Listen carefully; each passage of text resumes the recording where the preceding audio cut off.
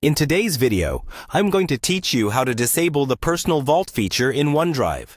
This process should take just about 5 minutes, and I'm here to guide you through each step, ensuring a seamless experience.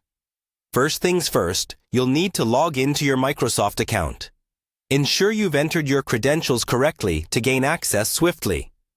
Once logged in, find yourself on the account dashboard where you'll see a grid icon known as the Apps Launcher.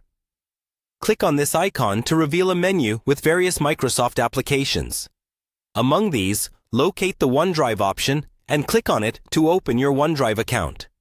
With OneDrive open, your next move is to navigate to the settings. Look for the small gear icon, usually found towards the top right corner of the screen. This icon represents the settings menu. Give it a click and a drop-down menu will appear. From this menu, select the Options choice to proceed further. Now, in the Options menu, you'll find various settings available for adjustment. At this point, what you want to do is look for the section labeled Personal Vault.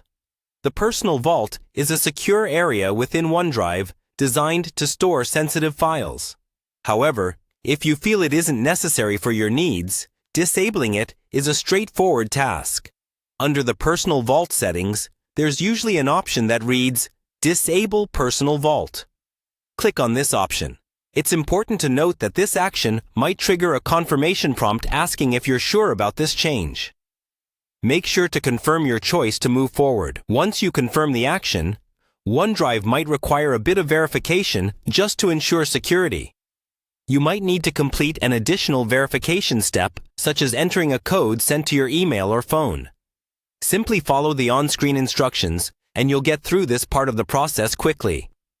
After completing verification, you should have successfully disabled the Personal Vault in your OneDrive account. This will turn off the feature, effectively removing the secured area from your OneDrive layout.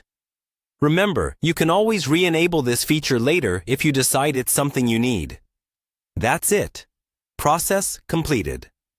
You've now learned how to manage your OneDrive settings to best suit your needs. I hope this step-by-step guide was helpful and left you feeling confident about navigating and configuring your OneDrive settings.